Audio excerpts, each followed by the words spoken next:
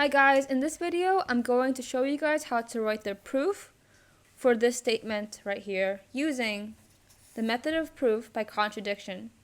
So the first thing you want to do when you are writing a proof by contradiction is you want to suppose that the statement to be proved is false. That is, suppose that the negation of the statement is true. So the first thing I want to do is take the negation of this sentence. So it's a little hard to take the negation of the sentence as is. So what I'm going to do is turn this sentence into a sentence in if-then form. So here we have just one variable since it says any irrational number. So we could say if n is an irrational number, then the negative of n, which is the irrational number, then negative n is irrational.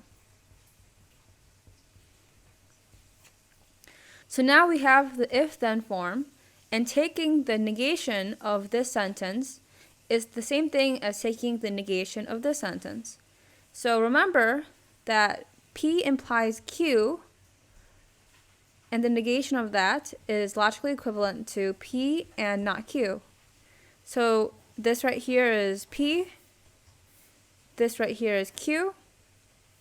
So the negation would be n is an irrational number and not Q. So negative n is not irrational. Or negative n is rational, because the opposite of irrational is rational. So not irrational is rational. So and negative n is rational. So that's the negation. Now we want to suppose that this guy is true. We're going to suppose that the negation is true. And then as we write the proof, we're going to find a contradiction.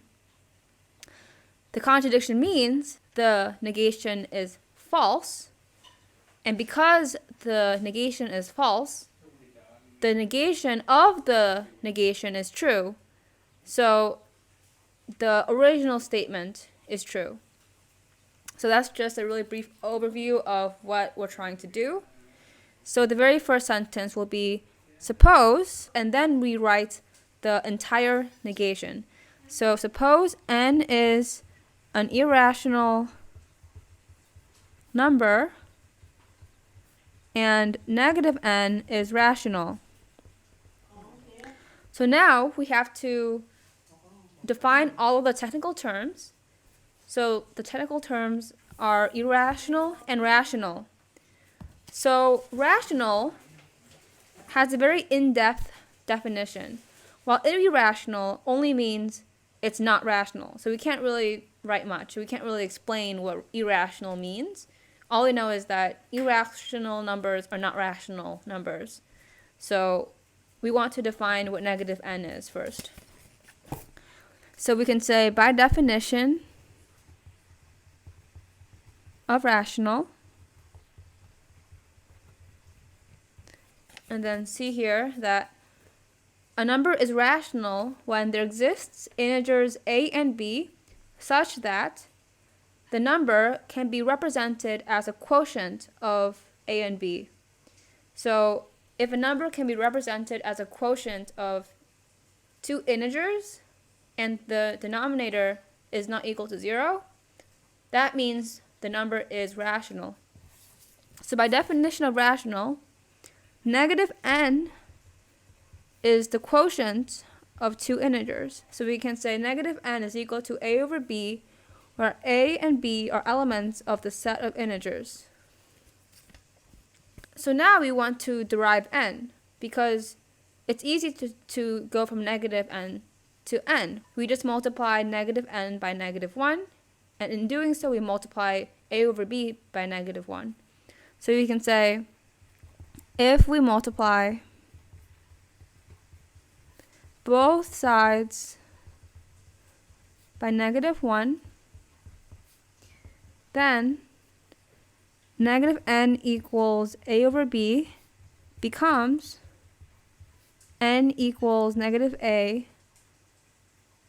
over b. So negative n equals a over b becomes n equals negative a over b, because negative n times negative 1 is n, and a over b times negative 1 is negative a over b, where negative a and b are elements of the set of integers, because integers are closed under multiplication. What does this mean? It means if we multiply integers together, the product is an integer. So here, we're multiplying negative 1 by a. A is an integer, and negative 1 is an integer. So negative 1 times a, whatever that is an integer. So we can say now, let r equal negative a. This means, so I just replaced negative a with r. So that means n equals r over b, where r and b are integers, which is the definition of rational, right? Because up here, we defined rational as the quotient of two integers. And this format is exactly how the format of n looks. Some integer over some integer. You don't have to write the variable replacement. I just did that because I wanted to. You know, writing proofs. Writing proofs is an art, so you can write proofs in many different ways. You could have just stopped here and then wrote, which is the definition of a rational number. But I tried to show clearly that the format of n looks like the format of a rational number that we defined up here. So this means n is a rational number. But wait, we said that n is an irrational number as the very first sentence. We assumed that n is an irrational number. We assumed that. But here we're saying that n is rational. But here we say n is an irrational number. So a number can't be an irrational number and a rational number at the same time. So we say this means n is a rational number and an irrational number,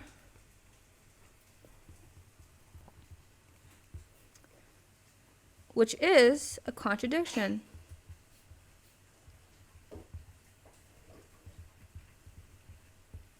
This is a contradiction.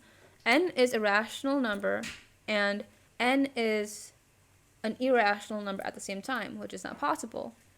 So that means this statement is false. So we can then say the negation of the negation, which is the original statement, must be true. Because if the negation is false, then the original statement must be true. So thus, the negative of any irrational number is irrational. And you could put a little square symbol right here to indicate that this proof is done.